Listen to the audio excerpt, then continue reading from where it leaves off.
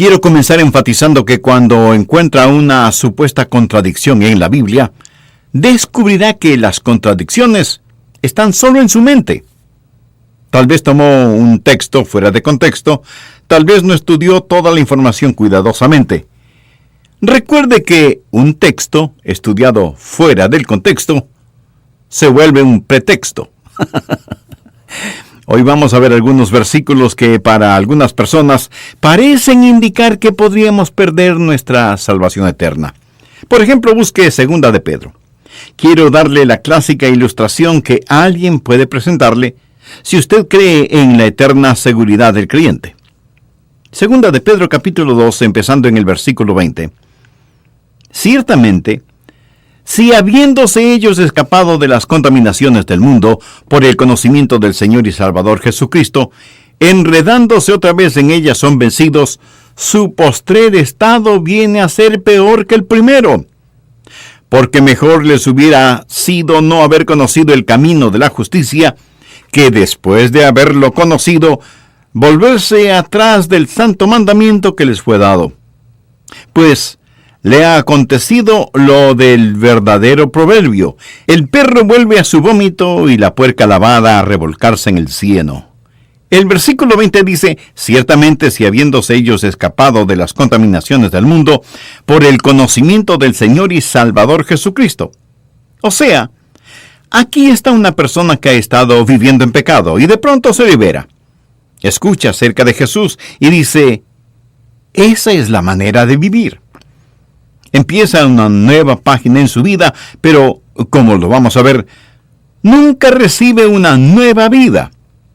Han escapado de la contaminación del mundo, pero no dicen que son salvos, no dicen que están rumbo al cielo. Han escapado de la contaminación del mundo por el conocimiento de nuestro Señor y Salvador Jesucristo. En otras palabras, han escuchado el Evangelio, saben acerca del Señor Jesucristo, pero se han vuelto a enredar en las cosas del mundo. Detengámonos un instante en la palabra enredar. Literalmente significa tejer algo siguiendo un patrón.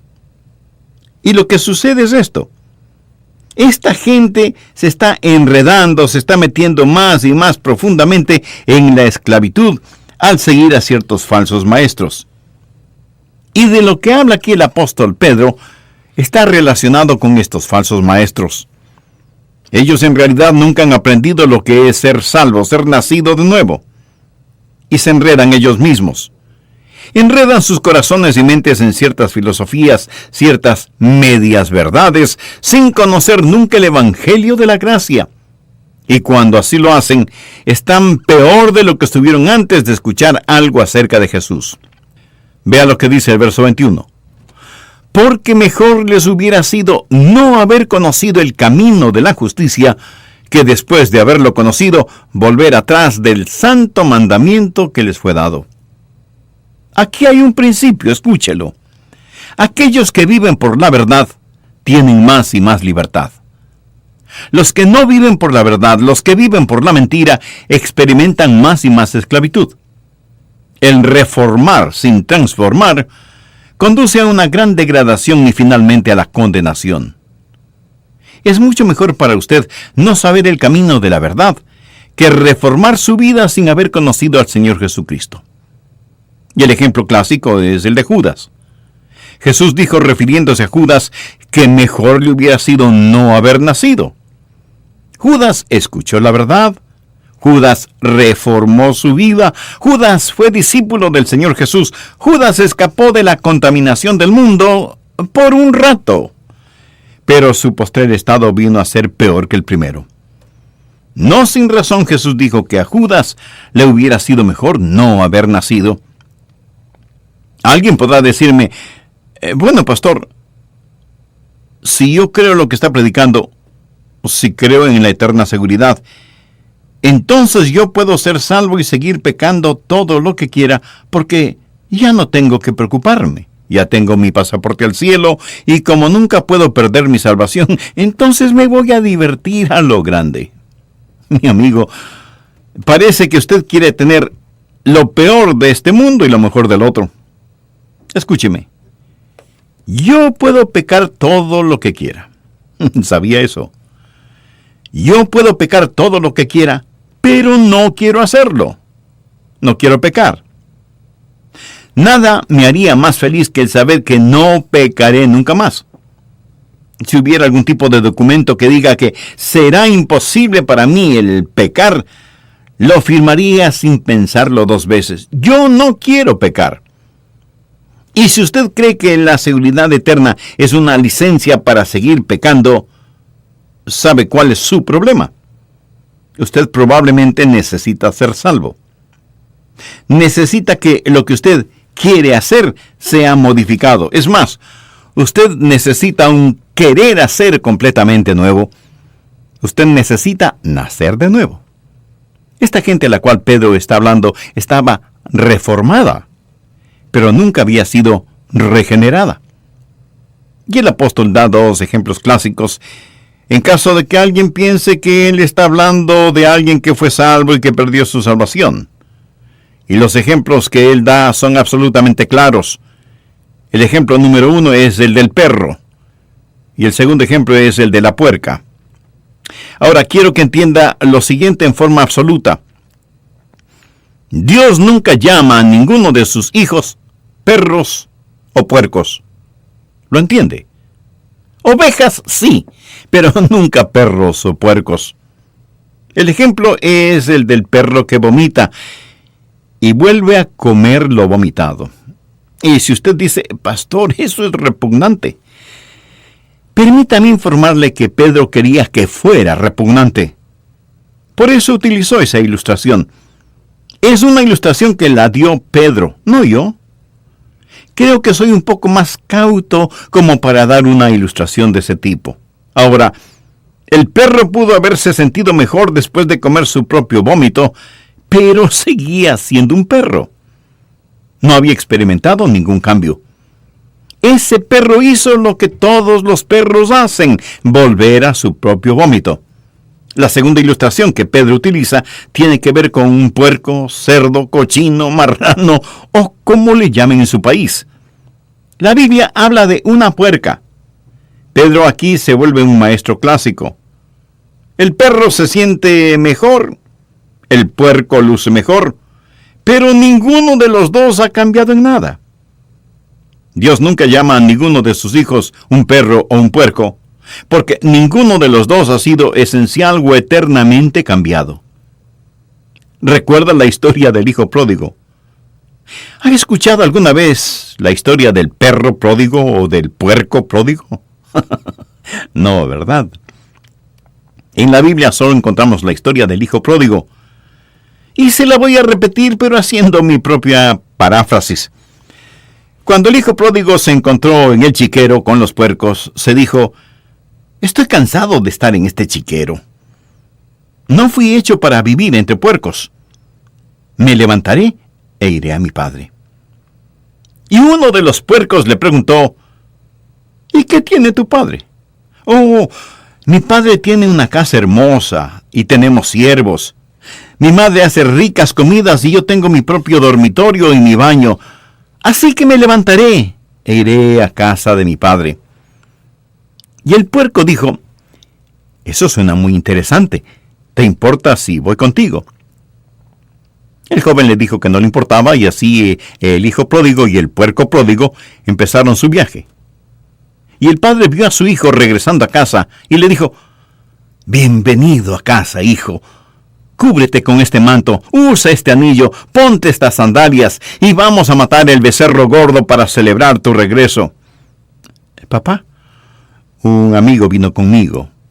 Es un puerco y quiere vivir en nuestra casa. Hijo, no hay ningún problema, tráelo. Pero la mamá del hijo pródigo dijo, un momentito. Tu amigo no puede entrar en la casa así, tiene que bañarse.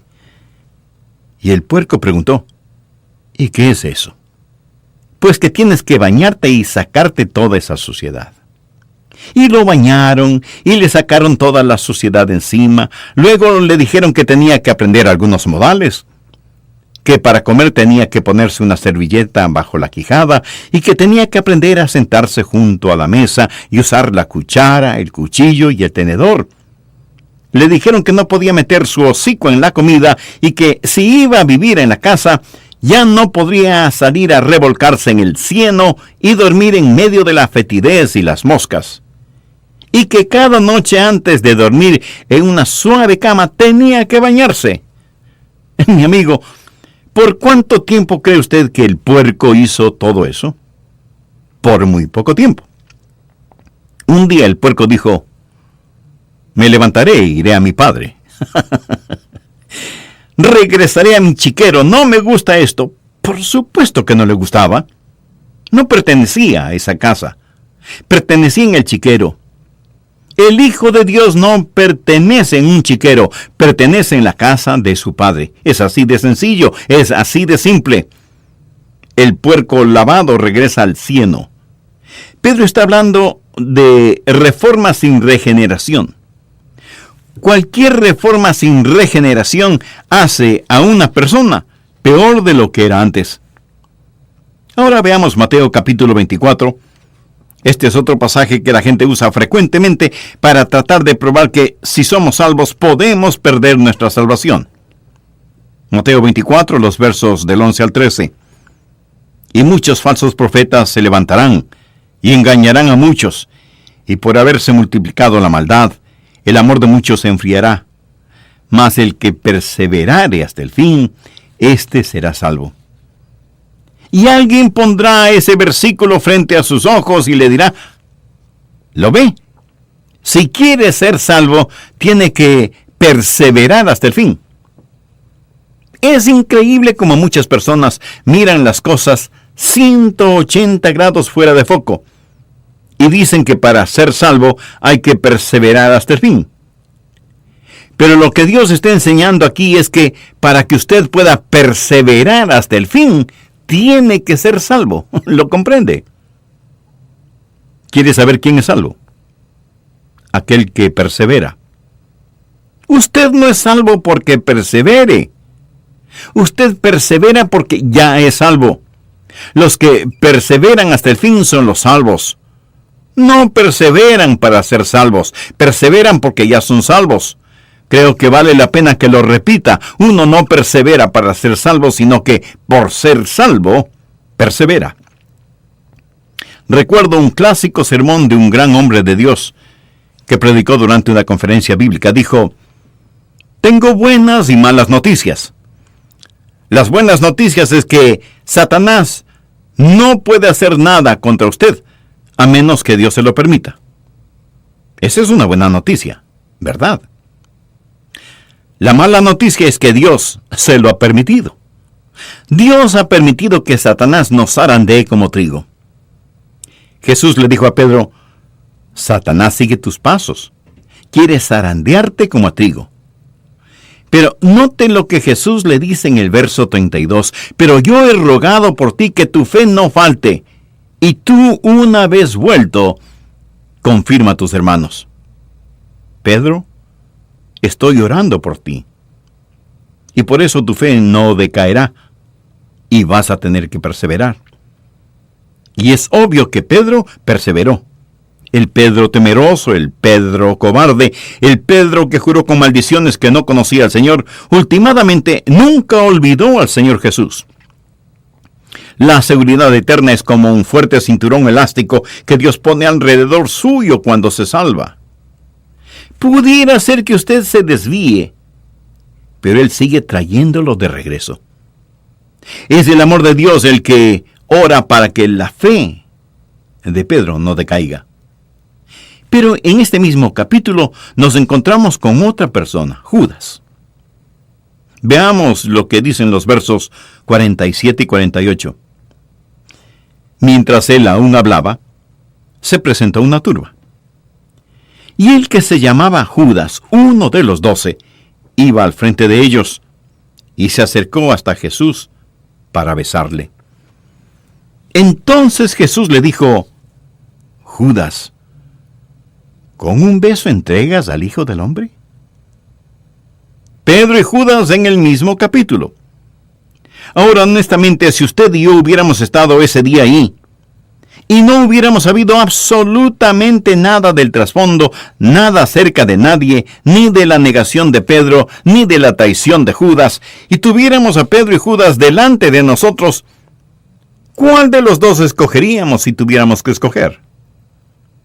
¿Cuál de ellos diríamos que es salvo?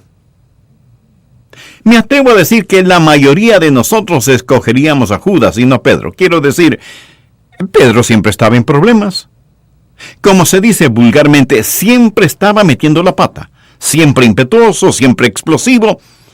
Y diríamos que este viejo lobo del mar, este rudo pescador, no era salvo. Ahora con Judas la cosa es diferente. Pero, ¿por qué diríamos que Judas era salvo? Pues por simple deducción. ¿A quién nombra usted de tesorero? Pues a la persona en la que más confía. Correcto. Judas era la persona que tenía la funda con el dinero. ¿Por qué confiaban en él? Cuando Jesús dijo que uno de ellos le traicionaría, ninguno de ellos dijo, tiene que ser Judas. Nadie sospechaba de Judas. ¿Perseveró Judas? Por supuesto que no perseveró. Traicionó al Señor Jesús, no buscó el perdón de Dios, se suicidó y con toda seguridad está en el infierno. Busquemos ahora Juan 6:64. Jesús dijo, pero hay algunos de vosotros que no creen, y está haciendo referencia a quienes estaban a su alrededor. Jesús sabía desde el principio quiénes eran los que no creían y quién le había de entregar. ¿Cree usted que todas estas cosas sorprendieron a Jesús? ¿Cree usted que él dijo, ¿cómo pude haber escogido a Judas, en quien confié, y ahora me traiciona? No, mi amigo, Jesús escogió a Judas sabiendo lo que iba a suceder. Jesús supo que Judas nunca creyó en él. Veamos lo que dicen los versos 70 y 71 de este mismo capítulo 6 del Evangelio de Juan. Jesús les respondió, ¿no os he escogido yo a vosotros los 12? Y uno de vosotros es diablo. Hablaba de Judas Iscariote, hijo de Simón, porque este era el que le iba a entregar, y era uno de los 12. Nada estuvo fuera de su control. De hecho, Jesús dijo que había escogido a Judas para que se cumpliesen las Escrituras. Ahora, seguramente usted me preguntará, Pastor, ¿cuál es el punto de todo esto? El punto es que Pedro perseveró, y Judas no lo hizo. ¿Por qué Pedro perseveró hasta el fin y Judas no? Muy sencillo. Pedro tuvo fe. Recuerda lo que Jesús le dijo a Pedro, yo he orado por ti para que tu fe no falte. Jesús no hizo esa oración por Judas. Jesús sabía desde el principio quienes no creían en él. Judas nunca creyó, Pedro sí creyó. Y aquellos que perseveran hasta el fin son los que son salvos. Algunas personas, interpretando varios textos bíblicos fuera de contexto, dicen que quienes son salvos pueden perder su salvación. Una cosa es parecer ser salvo, y otra muy diferente, el ser salvo de verdad. Por eso es que el apóstol Juan en el capítulo 2, verso 19 de su primera epístola dice, salieron de nosotros, pero no eran de nosotros. Porque si hubiesen sido de nosotros, habrían permanecido con nosotros. Pero salieron para que se manifestase que no todos son de nosotros. Por lo tanto, aquellos que se van, no pierden su salvación. Los que no perseveran no pierden su salvación porque nunca la tuvieron. Bien, veamos otro pasaje que la gente usa para decir que los que son salvos pueden perder su salvación. Busque el capítulo 15 de Juan, empezando en el verso 5. Yo soy la vid, vosotros los pámpanos. El que permanece en mí y yo en él, éste lleva mucho fruto, porque separados de mí, nada podéis hacer. Y algunos estarán pensando, yo puedo hacer algo. Esa es su opinión personal. Jesús dice, separados de mí, nada podéis hacer. Sin él, no importa lo que hagamos, somos como cero a la izquierda. Y Jesús sigue diciendo, El que en mí no permanece será echado fuera como pámpano, y se secará. Y los recogen y los echan en el fuego y arden. Si permanecéis en mí y mis palabras permanecen en vosotros, pedid todo lo que queréis, y os será hecho. En esto es glorificado mi Padre, en que llevéis mucho fruto, y seáis así mis discípulos. Y alguien dirá, bueno, este es un cuadro de alguien que estuvo en Cristo, y sin embargo es separado de Cristo. Es lanzado al fuego y allí arde. Permítame decirle que aquí el Señor Jesucristo no está hablando de ninguna manera acerca de la salvación. Está hablando acerca de llevar fruto. Y está usando una ilustración, una metáfora. Debemos permanecer en el Señor Jesús si queremos dar mucho fruto. En un viñedo, el viñador poda las plantas, quita todo lo que no va a producir fruto. ¿Qué hace con todas las ramas que fueron podadas? No es buena madera como para tallarla. No se puede usar en la chimenea porque no hace un buen fuego. Lo único que se puede hacer es quemarlas. Lo que el Señor Jesús está diciendo es esto: si no permanecen en mí, son buenos para nada. ¿Qué le parece? Buenos para nada. ¿Es usted un cristiano bueno para nada? Escuche, Él no está hablando ni del cielo, ni del infierno, ni de la salvación. Está hablando acerca de llevar fruto. Es lo mismo que el apóstol dijo: no quiero ser un inútil, una persona buena para nada. Nunca trate de sacar su teología de una metáfora, de una ilustración. Usted aprende su teología de las epístolas, no de las ilustraciones, parábolas o metáforas. De estas usted aprende maravillosas y prácticas verdades. Si como creyentes vamos a dar frutos, necesitamos permanecer en el Señor Jesucristo. Veamos algo más en Hebreos capítulo 6. He dejado esto para lo último porque esto es lo que mucha gente usa para realmente probar que de alguna manera podemos perder nuestra salvación. En esta porción, el autor de Hebreos está hablando de una imposibilidad. Dice que hay algo que es imposible. Hebreos 6, desde el verso 4. Porque es imposible que los que una vez fueron iluminados y gustaron del don celestial, y fueron hechos partícipes del Espíritu Santo, y asimismo gustaron de la buena palabra de Dios y los poderes del siglo venidero, y recayeron, sean otra vez renovados para arrepentimiento, crucificando de nuevo para sí mismos al Hijo de Dios y exponiéndole al vituperio. Y de inmediato da una ilustración. Porque la tierra que bebe la lluvia que muchas veces cae sobre ella, y produce hierba provechosa a aquellos por los cuales es labrada, recibe bendición de Dios. Pero la que produce espinos y abrojos es reprobada, está próxima a ser maldecida, y su fin es el ser quemada. Pero en cuanto a vosotros, oh amados, estamos persuadidos de cosas mejores que pertenecen a la salvación, aunque hablamos así. Volvamos al versículo 4. Algo es imposible. Dice que es imposible para cierta clase de personas, si es que hacen algo incorrecto, el ser renovadas para arrepentimiento. Ahora quiero decirle que si usted usa esta porción de Hebreos para probar que una persona puede perder su salvación, para usted puede que pruebe demasiado. Pero en realidad, ¿qué prueba? Prueba que usted una vez fue salvo y perdió su salvación. Si esa es la forma en que usa ese versículo. Pero también prueba que usted nunca podrá volver a ser salvo. Si cayeron, es imposible que sean renovados para arrepentimiento. Así que si usted no cree en que una vez salvo, siempre salvo, tiene que creer que 2 veces perdido, para siempre perdido. ¿Entiende de lo que estamos estudiando?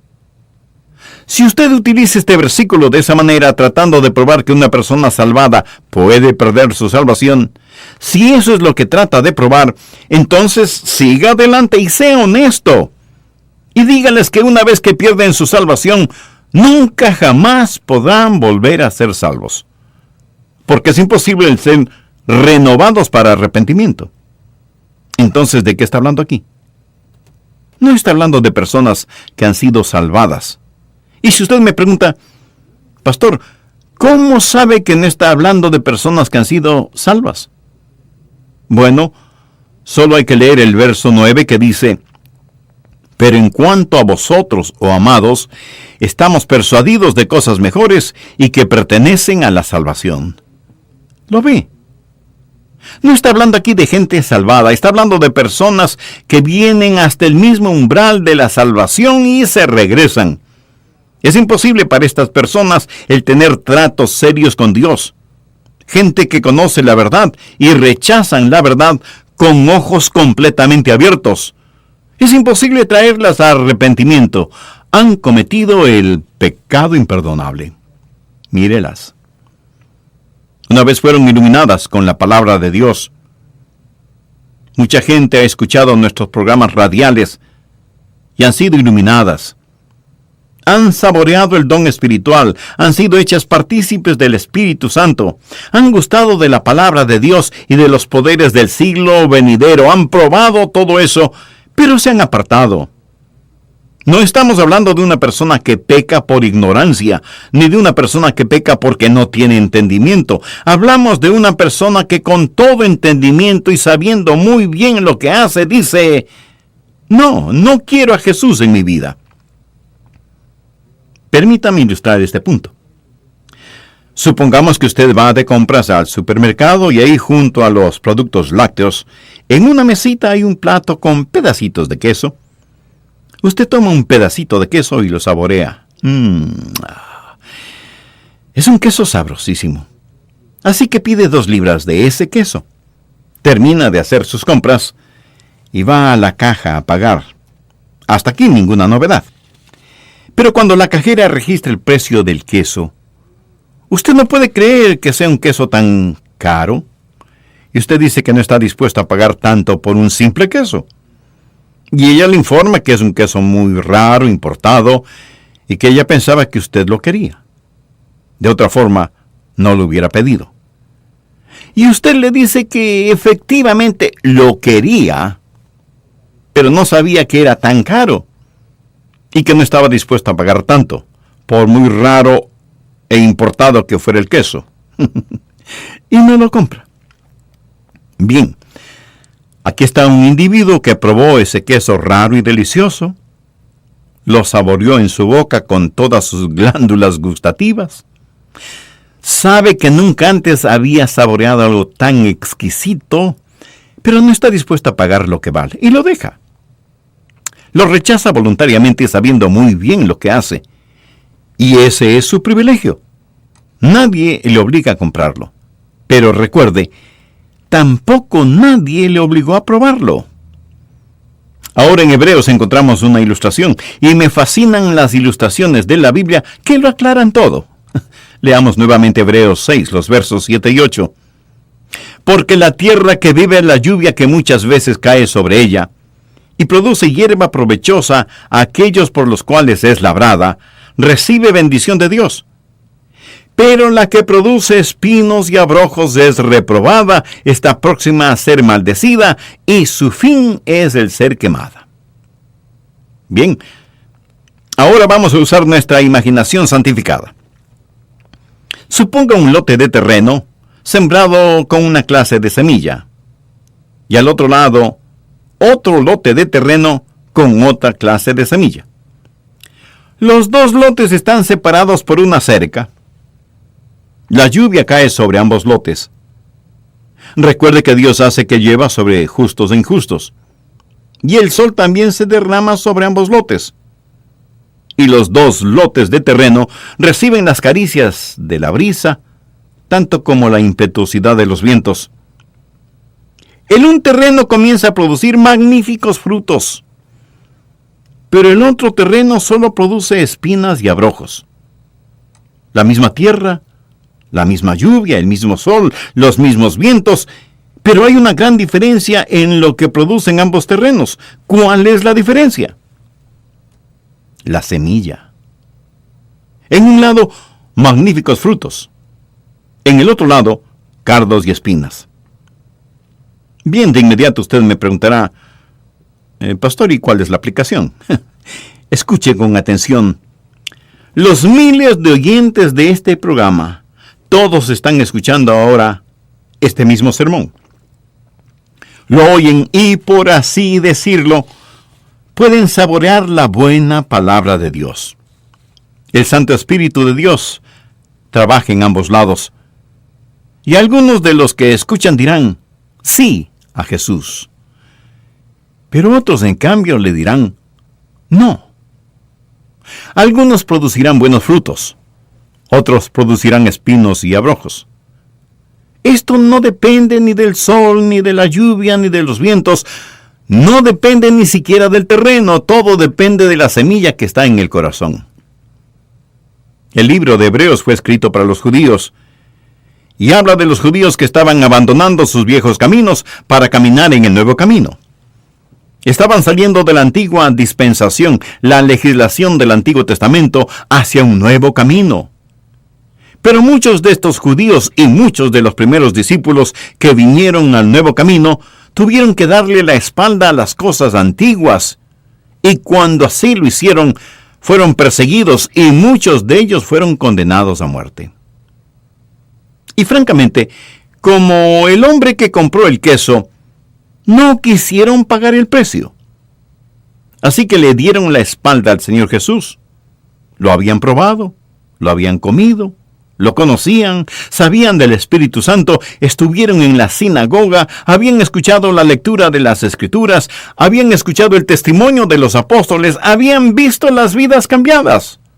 Todo lo habían visto. Pero el libro de Hebreos fue escrito para aquellos que tienen la tendencia de regresar a su antiguo judaísmo, a sus viejos caminos. Aquí están dos judíos. El uno es un genuino creyente, el otro no lo es, nunca ha sido salvo. Él tiene mucha influencia, pero nunca ha sido salvo. Y alguien con autoridad viene y les dice, veo que son seguidores de Jesús de Nazaret, ¿es cierto? Y ambos hombres contestan que sí. Y les dice, quiero que sepan que si persisten en seguir a Jesús, encontrarán la muerte. ¿Lo entienden? Y el verdadero creyente responde, estoy listo a morir. Si usted lee el capítulo 11 de Hebreos, sabrá que en verdad muchos creyentes fueron asesinados. Si tengo que morir violentamente, pues moriré. Pero jamás negaré a mi Señor Jesucristo. El otro hombre contestó, mire, esto es solo religión después de todo. No hay nada que me impide el volver a mis viejos caminos, que eran bastante buenos. Voy a volver a mi antigua vida, pero no me mate. ¿Cómo saber que este hombre hablaba en serio? Había una manera de comprobarlo. Llevarían a este hombre a un chiquero, en donde matarían un puerco, y la sangre del puerco se derramaría por el suelo, y le dirían al hombre, escupe sobre esa sangre, y di que la igualas a la sangre de Jesús de Nazaret. Pisa sobre ella y di que eso es lo que piensas de la sangre de Jesús. Solo entonces podrás volver a tus viejos caminos. Y eso fue exactamente lo que el hombre hizo, para volver a su antigua manera de vivir. Él supo lo que estaba haciendo, pero estaba más interesado en salvar su propia vida. Había saboreado, sus ojos habían sido abiertos, había sido iluminado, pero no quiso pagar el precio. ¿Sabe lo que él hizo cuando hizo lo que hizo? Cometió el pecado imperdonable, por lo tanto es condenado y en camino al infierno. Es imposible renovarlo para arrepentimiento. Hebreos 6 dice, es imposible que quienes recayeron sean otra vez renovados para arrepentimiento, crucificando de nuevo para sí mismos al Hijo de Dios y exponiéndole al vituperio. Ellos hicieron esto, a pesar del Espíritu de gracia. Quiero hacer énfasis que no se está hablando de una persona salva que haga esto. Un verdadero creyente jamás lo hará. Yo no podría hacerlo. Espero que usted no pueda hacerlo. Aquí se habla de una persona no salva, una persona que nunca ha nacido de nuevo. Leamos el versículo 9. Pero en cuanto a vosotros, oh amados, estamos persuadidos de cosas mejores y que pertenecen a la salvación. El capítulo 6 de Hebreos, en mi opinión, no habla de una persona salva que se pierde. Si es eso lo que usted entiende, otra vez quiero decirle, sea honesto. Si usted no cree que una vez salvo, siempre salvo, de acuerdo a este versículo, entonces tiene que creer que 2 veces perdido, para siempre perdido. Porque es imposible para tales personas traerlas para una renovación de arrepentimiento. Y si alguien me pregunta, Pastor Rogers, si lo que dice es verdad, entonces, ¿qué del pecado en la vida de un hijo de Dios? Bien, Dios puede disciplinarlos, pero no para probar que están perdidos, sino para probar que son salvos. En el versículo 6 del capítulo 12 de Hebreos se nos dice, porque el Señor al que ama disciplina y azota a todo el que recibe por hijo. Cuando mi papá me disciplinaba, no era porque no me amaba, antes por el contrario, porque me amaba me disciplinaba. Hebreos 12:8 dice, pero si se os deja sin disciplina, de la cual todos han sido participantes, entonces sois bastardos y no hijos. Eso es lo que Dios dice. ¿Qué significa todo esto para usted? Bueno, si usted es un hijo o una hija de Dios, ¿sabe que es salvo o salva? Entonces regocíjese, descanse en el amor de Dios y con genuina gratitud sírvale todos los días de su vida por haberle dado tan maravillosa salvación. Y si usted que me escucha hoy todavía no es salvo, ¿por qué no hace esa importante decisión ahora mismo? Si tiene ese deseo en su corazón, repita conmigo esta oración.